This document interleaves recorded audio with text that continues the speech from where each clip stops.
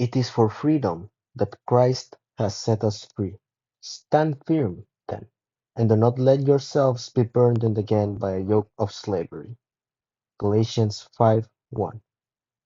This verse lets us understand very clearly that it is for freedom that Jesus Christ set us free, and that we must never be burdened by the yoke of slavery ever again, whether it be actual slavery or concepts such as gambling, drugs, or bullying. We must never allow ourselves to fall under someone else's yoke, for Jesus Christ set us free.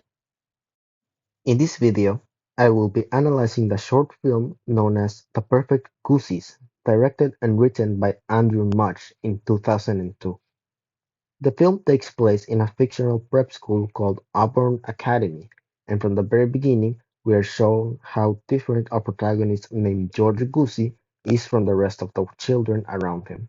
While everybody around him is wearing a prestigious bright red sweater, something which is only given to those who have accomplished something of note, he is the only one wearing a dark green sweater, signaling his lack of accomplishments within this school, and he is picked on because of this.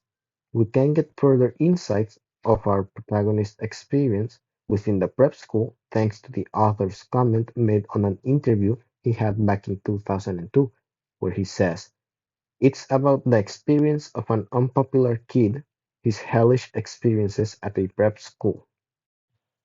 It is important to note that the year this was released was on 2002, 1 year after the 9/11 attack, and while this impactful event in American history had just happened, it is likely that it didn't influence the film, at least from what we are shown. Therefore, I believe the intended audience in this film is for those who have or are being affected by bullying, and the purpose of this film is to remind those who are targeted by bullies the fact that they have a loving family who will always support them even if they aren't exceptional. We see evidence of this in the film. For example, in the second minute with 48 seconds, we are shown how the parents place these billboards describing their child's achievement, and when the father of our protagonist realizes that his son is being made fun of, he decides to construct a wooden billboard telling how his son gives good hugs. And even though the father is ridiculed by this doesn't matter to him. All that matters is in the father's eyes is that his son knows that he is strong and that he is loved. And let us consider one another to provoke unto love and to good works. Hebrews 10:24.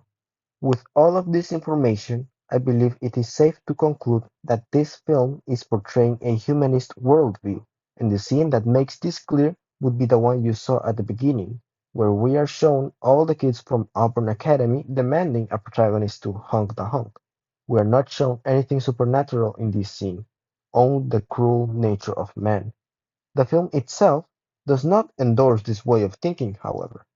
The movie is presented in a way that undermines a humanist worldview. For no moment are we meant to agree to the actions the kids do, or with the adults who enable this behavior.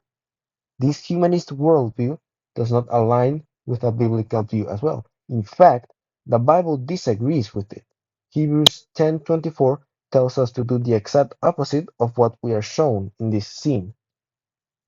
In conclusion, the purpose of this film that portrays a humanist worldview, a worldview that the Bible disagrees with, is to remind those who have or are being affected by bullying that they will always have a loving family who will support them no matter what.